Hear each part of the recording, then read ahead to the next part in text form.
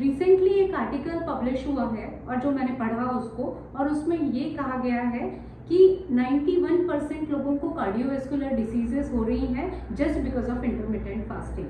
तो आज का टॉपिक इसी बारे में, मैं कांचन पटवर्धन, क्लिनिकल न्यूट्रिशनिस्ट और डाइटिशियन, इसके बारे में आज आपको सविस्तार जानकारी देना चाह रही हूँ। तो जैसे भी हमको सभी को पता है कि इंटरमिटेंट फास्टिंग करना अच्छा है या बुरा है, ना तो मैं कभी इसको बहुत ज़्यादा एडवोकेट करती हूँ और ना ही इसकी बुराई करती हूँ। तो क्या वाकई में इंटरमिटेंट फास्टिंग करने से कार्डियोवैस्कुलर डिसीजेस होती हैं? जी नहीं, मुझे ऐसा नहीं लगता। इसके पीछे बहुत ही गहरा है। आप कार्डियोवैस्कुलर डिसीजेस की अगर हम बात करें तो सबसे पहले तो आप ये मान लीजिए कि कार्डियोवैस्कुलर डिसीजेस होती क्यों है। सबसे पहला बिगेस्ट रीजन इज स्ट्रेस। दूसरा कारण है आपका लाइफस्टाइल, आपका बीएमआई कितना है आपने चेक किया है, आपकी खान पान की आदतें क्या हैं, आप अल्कोहल कितना ले रहे हो, आपका सीआरपी लेवल्स कितने हैं, आपके होमोसिस्टीन लेवल्स कितने हैं, आपका कोलेस्ट्रॉल लेवल्स कितना है, ये किसी को भी पता नहीं होता है।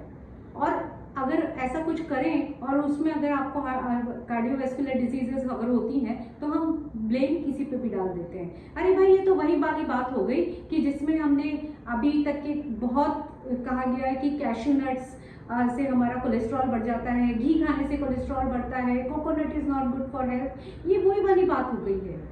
इंटरमिटेंट फास्टिंग की बात करें तो एक्चुअली इंटरमिटेंट फास्टिंग मतलब दिन में 2 बार खाना खाना।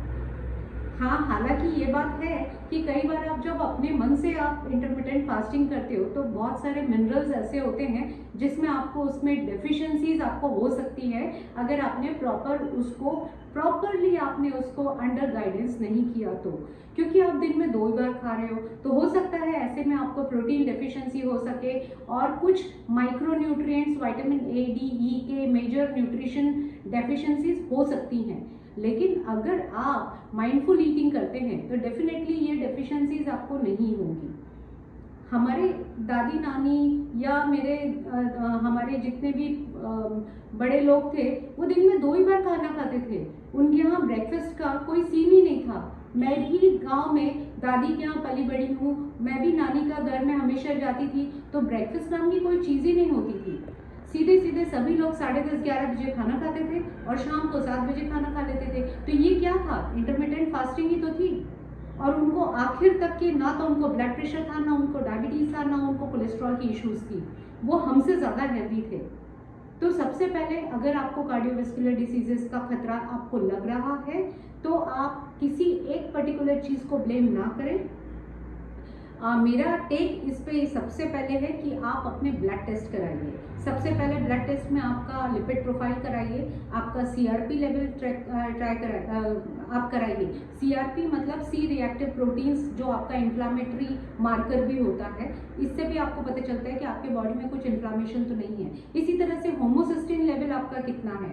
अगर आपका होमोसिस्टीन लेवल नॉर्मल है तो कोई बात नहीं है, लेकिन अगर बढ़ा हुआ है तो डेफिनेटली इसका मतलब है कि आपको उसके ऊपर काम करना ज़रूरी है। उसी तरह से आपका लाइफस्टाइल में आपको चेंजेस करने हैं। ये नहीं कि आपने प्रॉपर डाइट नहीं लिया, आप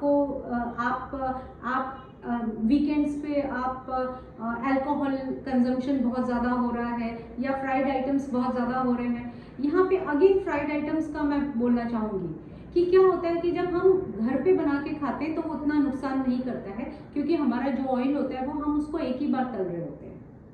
लेकिन जब हम बाहर का खाते हैं तो उसमें बार बार बड़ा एक ही ऑयल में तला जाता है। तो ऐसे में वो जो ऑयल है वो खराब हो चुका होता है और उसमें ट्रांस फैट निर्माण हो गए होते हैं, और ये ऑयल हमारे हार्ट के लिए डेफिनेटली खराब है। तो आप इन सब चीज़ों से बचें। एडिट्रेटेड ड्रिंक्स, ये हम कभी सोचते ही नहीं है कि जब पीने से पहले कि ये हमारे हार्ट को कितना नुकसान पहुंचा रहा है। अल्कोहल, अभी अल्कोहल लेंगे उसमें एडिट्रेटेड ड्रिंक डालेंगे तो सोचिए क्या कॉम्बिनेशन हो रहा है। तो उससे आप बचिए। आपको जिम, अभी आजकल एक नया ट्रेंड चला हुआ है, सब लोग जिम जाते हैं। आपको अपना बीपी आप चेक नहीं करते, आप अपना हार्ट रेट चेक नहीं करते हैं और बिना सोचे आप मैराथन दौड़ रहे हैं, आप जाने क्या क्या बहुत सारी चीज़ें कर रहे हैं। तो थोड़ी सी अपनी मेडिकल कंडीशंस को पहले जानिए, ये सारी चीज़ों को जानने के बाद आपको ये सब चीज़ें करना बहुत ज़रूरी है। अगर आप बिगिनर हैं तो आप वॉकिंग से स्टार्ट करिए। आप ज़रूरी है कि आपको प्राणायाम करना है, आपको योगा करना है। आपके स्ट्रेस लेवल को कम करने के लिए प्राणायाम, योगा, मेडिटेशन, ये 3 चीज़ें बहुत ही इंपॉर्टेंट होती हैं। और अगर आपको एक्सरसाइज की आदत है तो आप डेफिनेटली एरोबिक्स करिए, स्विमिंग करिए, साइकिलिंग करिए। कोई भी चीज़ का ओवरडू मत करिए। आप ज़रूरी है कि आप 1 घंटा दिन भर में से आप 1 घंटा आप निकालिए और करिए। अगर आपके पास में समय की कमी है तो आप दिन में 4 बार या 3 बार भी आप कर सकते हैं। सुबह आधा घंटा कर लिया, शाम को आधा घंटा, इस तरह से भी आप टाइम डिवाइड करके अपनी फिजिकल एक्टिविटी को बढ़ा सकते हैं। मेक श्योर करिए कि आप अपने स्टेप्स काउंट करें और आप हो सके तो 10,000 स्टेप्स तक के आप कर सकें तो बहुत ही अच्छी बात है। आप लिफ्ट की जगह स्टेयर्स का यूज़ करिए। हाइड्रेशन बहुत इंपॉर्टेंट है। कई बार देखा गया है कि आप पानी नहीं पीते हैं, उसकी वजह से भी बहुत सारे प्रॉब्लम आते हैं। हाइड्रेशन बहुत इंपॉर्टेंट है। आपके ब्लड को ठीक रखने के लिए पानी बहुत ज़रूरी है। उसी तरह से आप दिन भर में कम से कम 3 फ्रूट्स, मिनिमम 3 फ्रूट्स खाइए और 4 सर्विंग फ्रूट वेजिटेबल्स की खाइए। साथ में प्रोटीन के गुड सोर्सेज जैसे दालें हैं, नट्स हैं, ये सब चीज़ें ज़रूर लीजिए। अगर आप नॉन वेजिटेरियन हैं तो आप फिश ले सकते हैं, आप अंडा भी खा सकते हैं, कोई दिक्कत नहीं है। होम बेस्ड कुक्ड फूड खाइए। और ऐसा भी मैं आपको नहीं कह रही हूँ कि आपको ऑयल फ्री खाना है या आपको कोई पर्टिकुलर ऑयल ही खाना है। मॉडरेशन इज़ द की, हमेशा याद रखिए। घी का कंजम्पशन कर रहे हैं तो बिल्कुल कीजिए, हर चीज़ लिमिट में होनी चाहिए। इसका मतलब है कि आप जो ऑयल ले रहे हैं उसका आपको ओवरऑल जो कैलोरीज आप खा रहे हैं उसका आप 25% should come from the fats. तो इस तरह से आप डिवाइड करिए और अगर इस तरह से आपने अपना रूटीन बनाया तो डेफिनेटली आपको बहुत अच्छे रिजल्ट्स मिलेंगे। कार्डियोवैस्कुलर डिसीजेज, ब्लड प्रेशर और इस तरह की कोई भी समस्याएं आपके सामने नहीं आएंगी। जहाँ तक इंटरमिटेंट फास्टिंग की बात है तो आप बिल्कुल कर सकते हैं, बस ये चीज़ का ध्यान रखिए कि उसमें आपको कोई भी न्यूट्रिशनल डिफिशिएंसी नहीं होनी चाहिए क्योंकि आप सिर्फ दिन में 2 बार ही खा रहे हैं।